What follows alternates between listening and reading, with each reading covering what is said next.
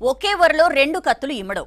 ఒకే పార్టీలో చాలా మంది సీనియర్స్ ఉండొచ్చు గానీ ఒకే ఇలాకాలో ఇద్దరు సీనియర్లు ఉంటే మాత్రం పార్టీకి తలనొప్పులే. ఇప్పుడు పార్టీకి ఇదే తలనొప్పి వెంటాడుతోంది. అధినేతకు దగ్గరి వాళ్ళని చెప్పుకునే ఇద్దరు నేతలు ఒకరంటే ఒకరు మండిపడుతున్నారు. ముఖాలు చూసుకోవడానికి కూడా ఇష్టపడట్లేదు.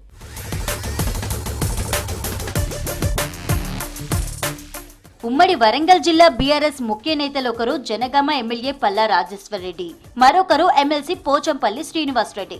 ఇప్పుడు వీళ్ళిద్దరికీ ఒకరంటే మరొకరికి అస్సలు గిట్టడం లేదట. పల్లా కార్యక్రమాలకు పోచంపల్లి డుమ్మా కొట్టడమో, పోచంపల్లి ప్రోగ్రామ్స్ కి పల్లా బైపాస్ లో వెళ్లడమో జరుగుతోందట. ఇద్దరి మధ్య లొల్లి ముదిరి పాకాన పడిందని చెప్పుకుంటున్నారు జిల్లా గులాబీ లీడర్లు.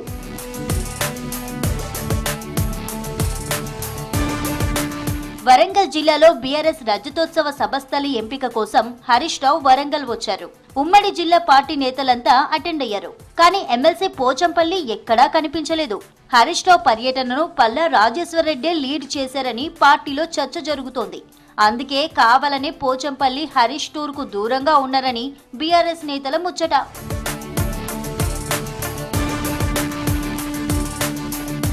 పల్లా రాజేశ్వర్ రెడ్డి కేసీఆర్ కు దగ్గరనే ప్రచారం ఉంది. పోచంపల్లి కేటీఆర్ కు సన్నిహితంగా ఉంటారనే అభిప్రాయం ఎప్పటినుంచో ఉంది.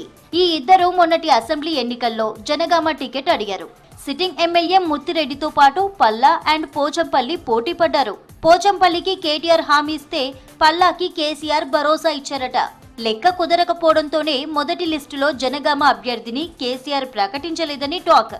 ఇక మొత్తానికి జనగామ టికెట్ ఎపిసోడ్ లో పల్లాదే అప్పర్ హ్యాండ్. టికెట్ రావడం గెలవడం కూడా జరిగింది. ఇక సీన్ కట్ చేస్తే పల్లా గెలిచినప్పటి నుంచి ఇద్దరి మధ్య విభేదాలు మరింత ముదిరాయని సమాచారం. అప్పటి నుంచి ఒకరికొకరు ఎడమొహం పెడమొహమేనట.